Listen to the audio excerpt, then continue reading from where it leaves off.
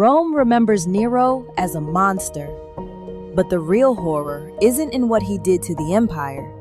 It's in what he did to the people closest to him. A child forced to become his dead wife, an empress erased to please a mistress, a prince murdered at dinner, and a mother he tried to kill 3 times before it finally worked. These aren't footnotes. These are the lives Nero crushed, one by one. We're diving into the tragic world that existed behind Nero's throne, the broken lives, the grief, the cruelty, and the stories Rome tried to bury.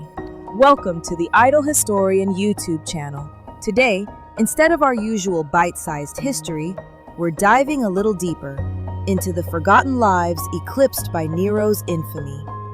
Before we talk about Nero's wives, or his rivals, we start with someone who wasn't born into power at all.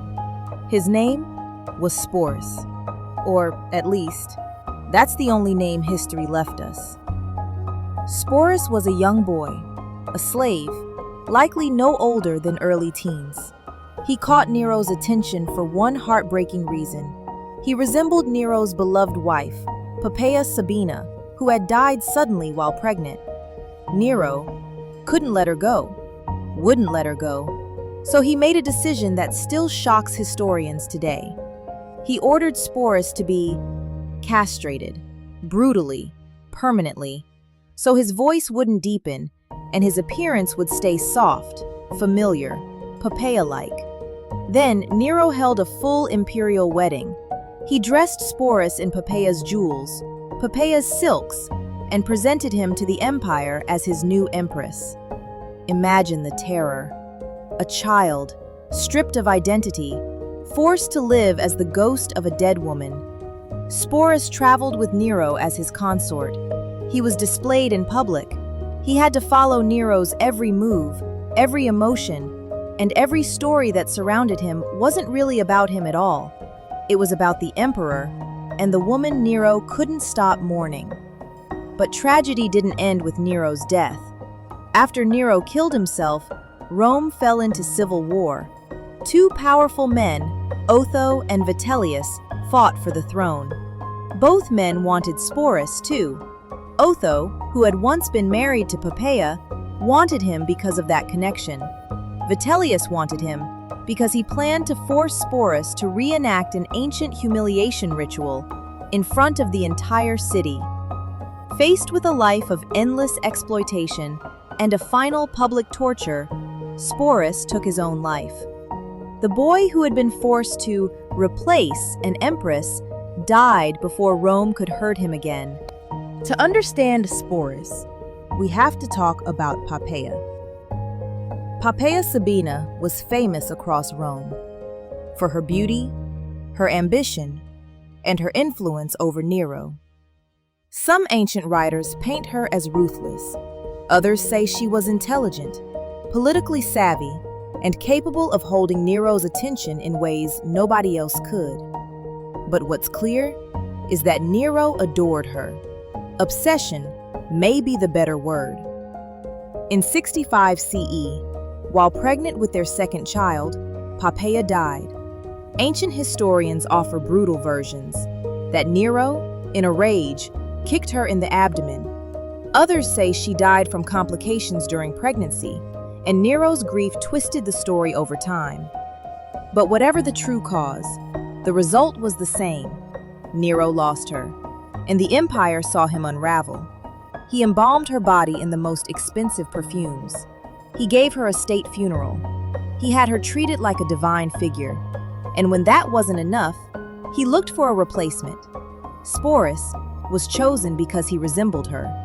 Because Nero wanted Poppaea back, in any form he could control. Poppaea's story is tragic, not just because she died young, but because her legacy was reshaped into something grotesque.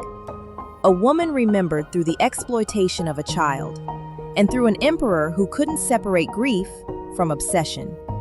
Before Poppaea, before Sporus, there was Claudia Octavia. Rome loved her. The public adored her.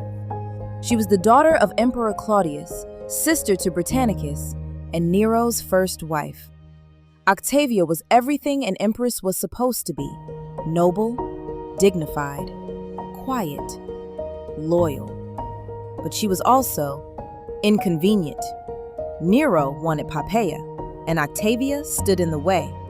So Nero accused her of adultery, a crime punishable by exile or death.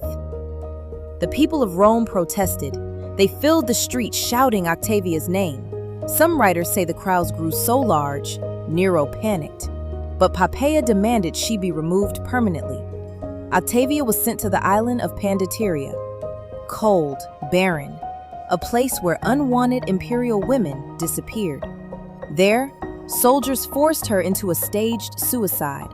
When her blood didn't flow fast enough, they added heat, steam, pressure, until she was gone.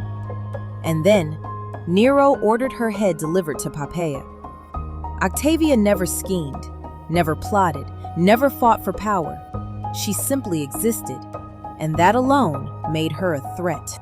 Now, let's step back in time. Before Nero became emperor, before Poppaea, before Octavia's tragedy, there was a boy, a true heir, Tiberius Claudius Britannicus, the son of Emperor Claudius and Empress Messalina, the rightful heir to the throne, if Rome had followed bloodlines. But Agrippina, the mother of Nero, had other plans.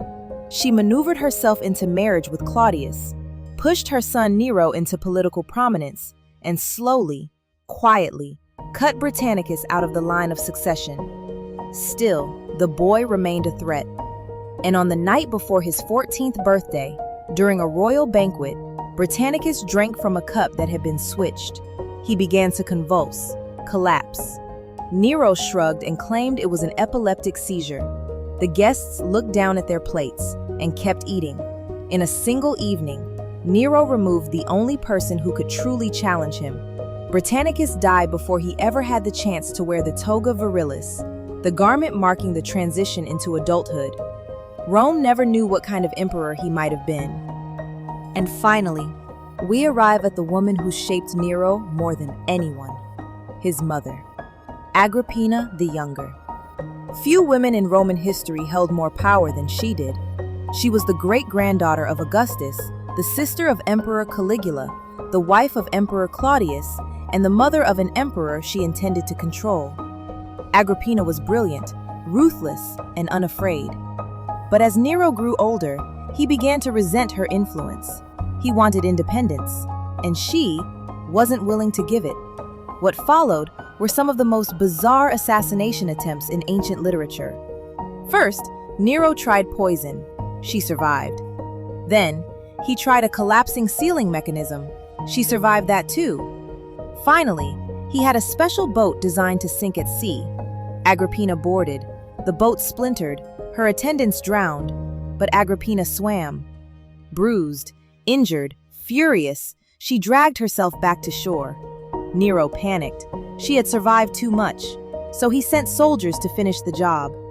Legends say Agrippina bared her stomach and told the assassin, "Strike here, for this bore Nero."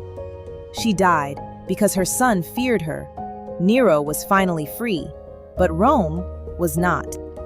5 people. 5 tragedies. A boy forced into an empress's role. A wife turned into a memory. An empress erased by jealousy. A prince who never grew up. And a mother consumed by her own ambition and her son's terror. Nero is remembered as a tyrant, a madman, a self-indulgent performer. But maybe the real measure of an emperor isn't how he ruled Rome. It's the trail of broken lives he left behind. Thanks for watching The Idle Historian. If you enjoyed this deeper dive, be sure to like, subscribe, and stick around for more forgotten history they didn't teach us in school.